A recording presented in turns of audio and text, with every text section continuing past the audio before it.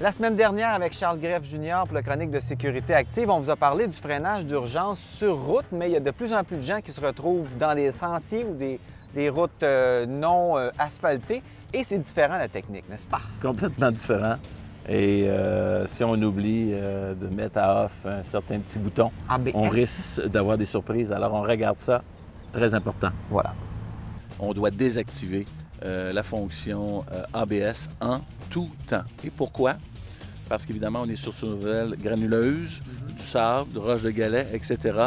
Et l'ABS, l'ordinateur enregistre que la roue est toujours en train de bloquer, alors la valve, la pulsion est toujours relâchée et la roue est toujours en mouvement. Donc, on va prendre 5, 6, 7, 8 fois beaucoup plus long qu'un freinage sans ABS. Donc, on a pratiquement plus de freinage quand on a l'ABS sur la gravelle. En position ABS sur la gravelle, on n'a pas de freinage. Ça se résume à aussi court que ça et aussi clair que ça. Bon, pour ceux qui n'ont pas l'ABS sur la moto, ce qui est quand même la majorité des gens, qu'est-ce qu'on fait en situation de freinage d'urgence sur, par exemple, une route de gravier? Bon, alors évidemment, on regarde loin devant, on doit être bien droit, on est debout, comme on le sait.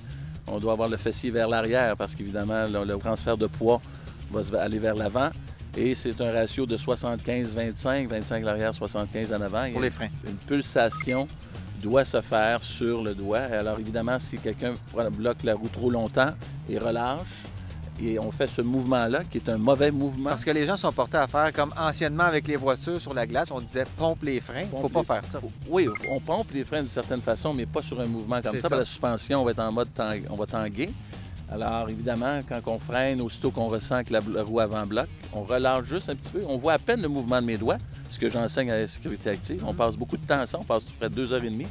Et on reprend la pression et on relâche un peu, on reprend la pression, toujours progressif, pour pouvoir freiner dans le moment, la distance la plus courte possible. Voilà. Donc, il faut rester très calme parce que faire ça comme ça, quand il y a un obstacle qui s'en vient, c'est difficile. Alors, il faut pratiquer. Ah, la pratique. La pratique. C'est bon. Nous autres, ici, on s'en vient pas pire. On a pratiqué pas mal. Oui, c'est le fun. Merci, Charles.